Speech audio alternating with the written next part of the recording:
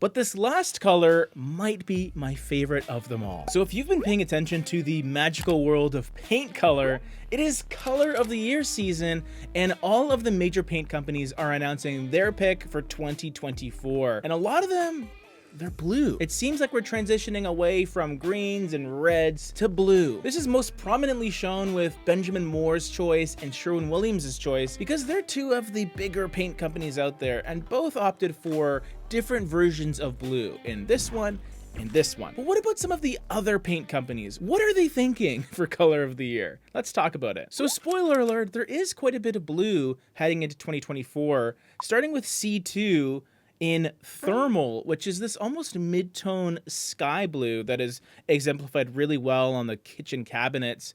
It's an interesting choice for sure. Not quite as dramatic as Blue Nova by Benjamin Moore. And then you have Valspar's color of the year, which is another blue, although this one is called Renew Blue. It's similar in depth to C2's paint. It's another one of those kind of darker mid-tone paint colors, although this one has a bit of a dusty turquoise feel to it, which I think is an interesting take because it's not a true blue by any means, and it does favor the green undertone side of things a little bit more. But in this photo on the Valspar website that I'm looking at right now, it's being used in a really interesting monochromatic, slightly adjacent color scheme where you have that sort of greeny blue on the walls and then more true blue couches and area rug, and then you have wood as well. Kind of fun. If it were me, I might have even continued it onto the ceiling and just do full color wash, but that's just me. Now, of course, if you're a fan of our YouTube videos, you would have known that Behr Paint released Cracked Pepper as their choice, so we won't get into it too much in this video. Moving on to Dulux in Canada,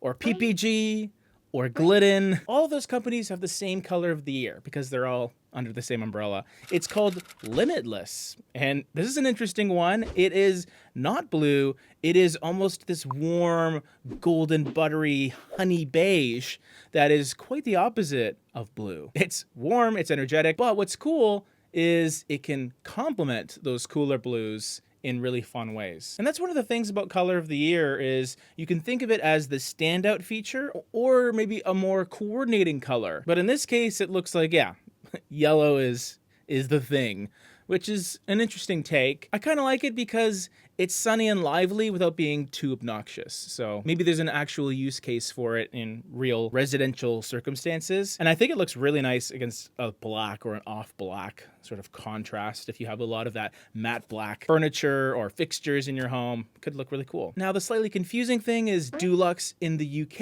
is actually different than the North American one. It has Sweet Embrace as their color of the year, which is fun because it is a very soft, grayed out, gentle pink, which I enjoy. And yes, it's being used in bedrooms, but it's also being used in what looks like a dining area, maybe a main area of a home, which I think is really fun.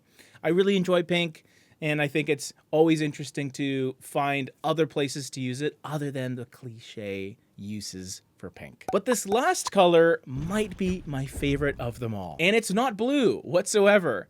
It is by a company called Dutch Boy, which we don't talk about very much on this channel, but their color of the year is amazing. It's called Ironside, and it is this really deep, dark, shaded, brownish olive green. And it has a lot of similarities to a previous Sherwin-Williams color of the year, which we talked about in this video right here from like 3.5 years ago. This is from our earlier days, so some vintage paint people for your viewing pleasure.